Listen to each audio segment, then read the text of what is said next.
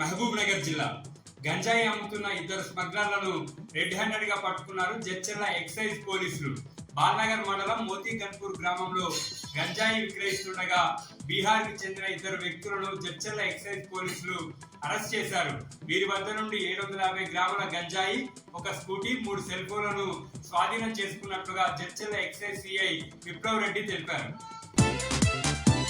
జోగులాంబ గద్వాల జిల్లా ఎర్రవెల్లి మండలం కృష్ణానది ఒడ్డున ఉన్న బీచ్పల్లి ఆంజనేయ స్వామి బ్రహ్మోత్సవాలు ఇవాళ నుండి ప్రారంభమయ్యాయి.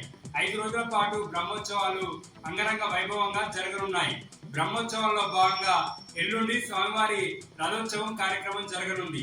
ఈ ఉత్సవాలకు ఉమ్మడి మహబూబ్ నగర్ జిల్లాతో పాటు ఏపీ, కర్ణాటక నుండి పెద్ద ఎత్తున భక్తులు తరలిరానున్నారు. ఉత్సవాలకు అవసరమైనటువంటి అన్ని రకాల ఏర్పాట్లు పూర్తి చేశామని ఆలయ ఈవో రామన్ గౌడ్ తెలిపారు.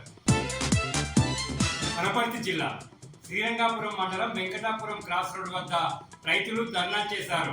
ధాన్యం కొనుగోలు విషయంలో ప్రభుత్వం నిర్లక్ష్యంగా వ్యవహరిస్తుందంటూ రోడ్డుపై బైఠాయించి తమ నిరసనను తెలియజేశారు.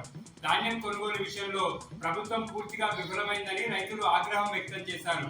కొనుగోలు కేంద్రాల నుండి ధాన్యాన్ని వెంటనే తరలించాలని రైతులు ప్రభుత్వాన్ని డిమాండ్ చేశారు.